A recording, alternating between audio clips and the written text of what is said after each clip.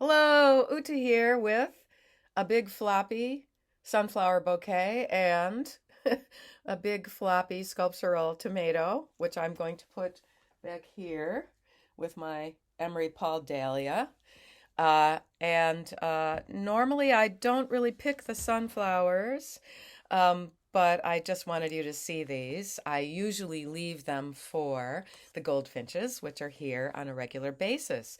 Now, there are two different topics for this video, which I'm going to try to keep a kind of tight, but and the way in which they're related is the presumptuousness of the cross-sex ideation ideology.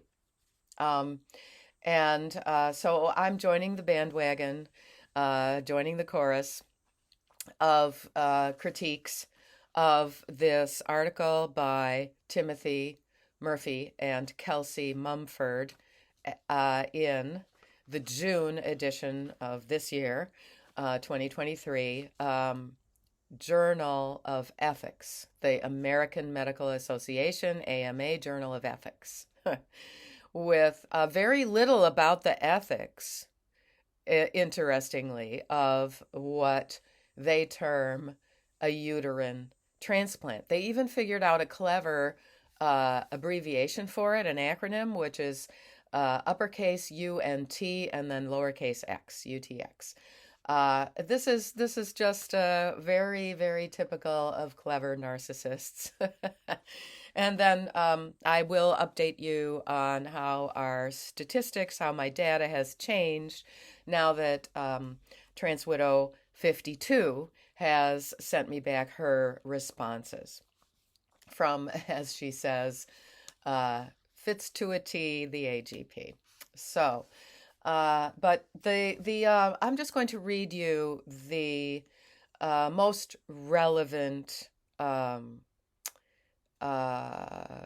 paragraph from this article, which is searchable under Murphy and Mumford uterine transplants. It comes up right away.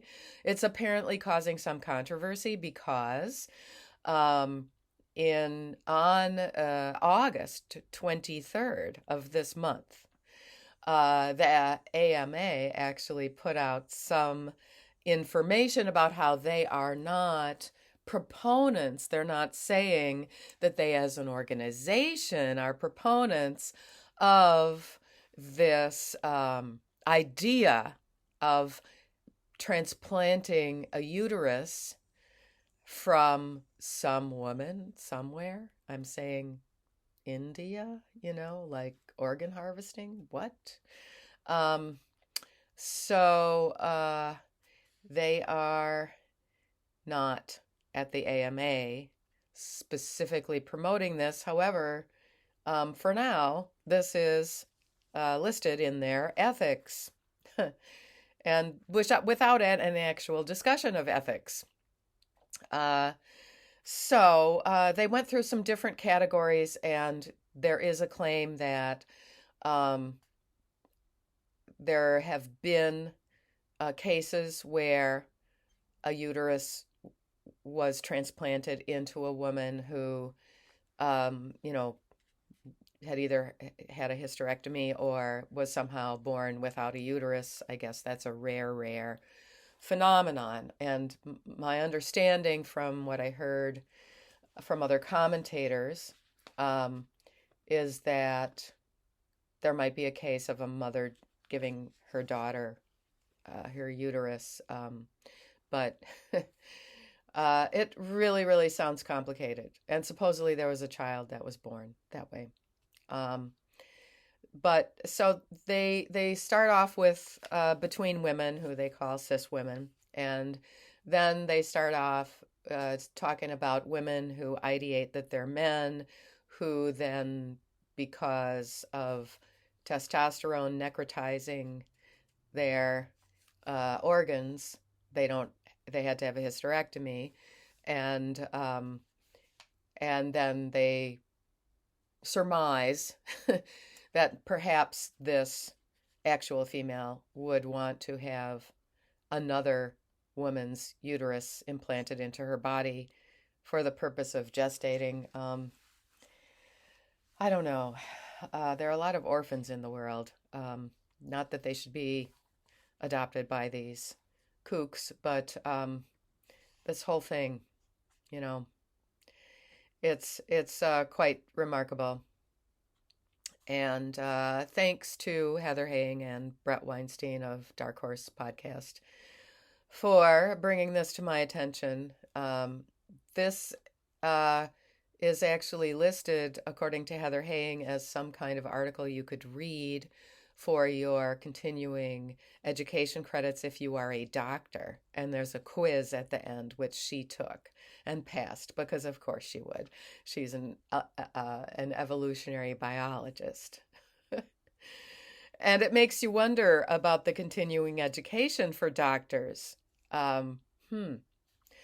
Okay, so the heading of this paragraph is trans women who want to gestate children, which of course I'm going to now refer to more correctly as cross-sex ideating men. Even though there has been no uterus transplant to date in a cross-sex ideating man that we know of, some clinicians have maintained that there are no absolute barriers in anatomy, hormones, and obstetric considerations that would rule out the possibility of successful transplants into cross-sex ideating men. And they have some reference. I'm sorry I didn't go to the notes, but you can look this up yourself. The authors are Murphy and Mumford, and it comes up under the title Uterus Transplants. It came right up. That was the only one, interestingly. Okay. Men, cross-sex ideating men wanting to gestate children. They're not saying a child that you would try to do at once. You're saying children. I mean, I would assume that that uterus would have to be discarded and removed surgically again because it's probably going to necrotize. Frankenstein. Okay. Wanting to can plausibly justify subsidy. Okay, wait a minute. Okay, men wanting to gestate children can plausibly justify subsidy of a uterine transplant on a number of grounds, as mentioned above. And they're talking about something like personality integration. Okay.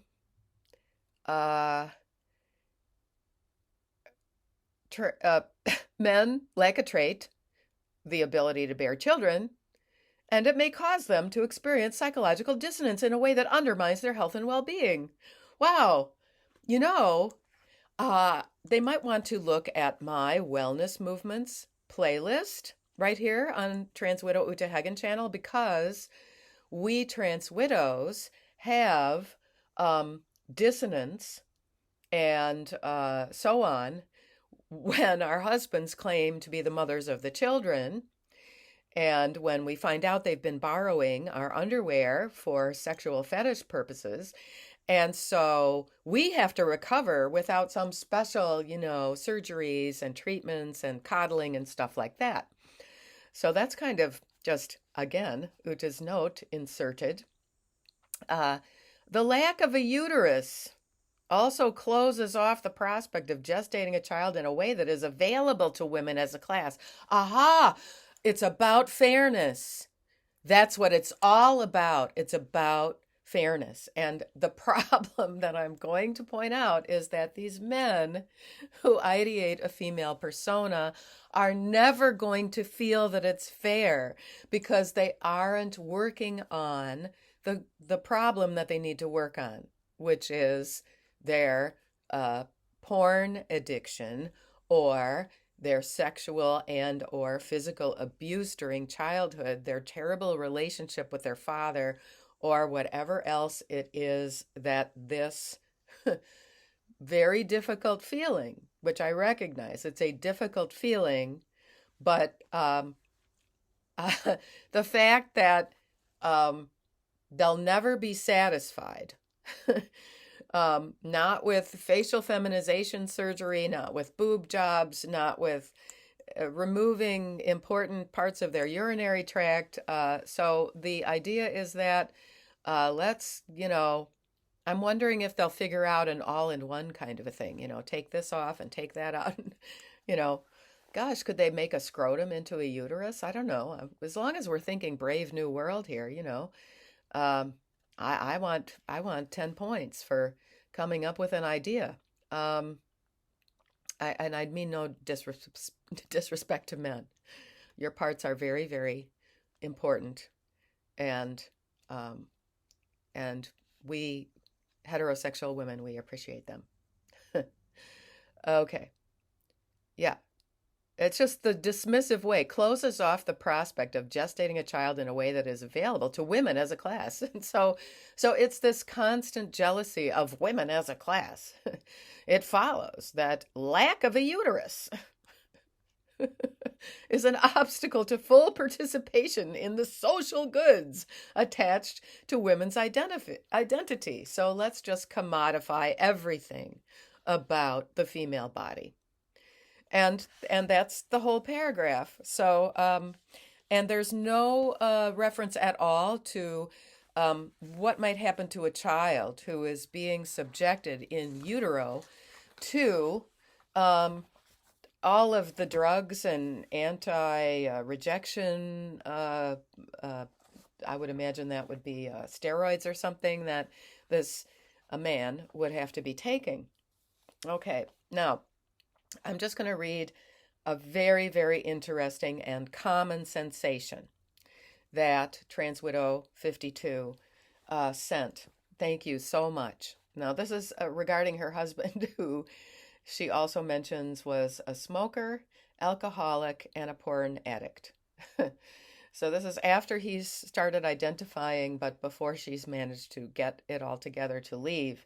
The turning point for me was a few months before I left. I caught him looking across at me one day with abject hatred in his eyes. Yes, yeah, we feel that. I realized that I could have been anyone in the corner of the room folding laundry. I was a cardboard cutout labeled wife. And I am not going to go through the whole list, but yes, she's one more who lived through financial straits, and I think it's even continuing. Yes, she described some things that he had done and was not describing them actually as sexual assault, but I do. Yeah. Pushing you down and having his way with you, that's sexual assault. Yeah. And also being threatening, being menacing, that, punching the wall next to you, stuff like that. And there was some stuff that I've heard of before. I haven't really specifically talked about it, but I've heard of this while you are asleep thing. And you know what? Nettie did that to me. He clonked me a few times while I was asleep and while he was supposedly asleep. And this is one reason I really think it's just so important to get out of there as soon as you are aware of this, because his resentment is only going to increase as he goes further and further down the cross sex ideating rabbit hole. And he did secretly spend money. He did, this all caused her to lose a set of friends. Um, and she says, but I don't care. I don't need them. And I kind of feel the same way. Um, and in general, I'm very proud of how she's doing. It sounds like the children were older. This was after decades of marriage, and the children have basically cut contact with him. So I think that is a good idea. Out of self-protection, you need to. So count the butterflies after you've planted the flowers. Be well.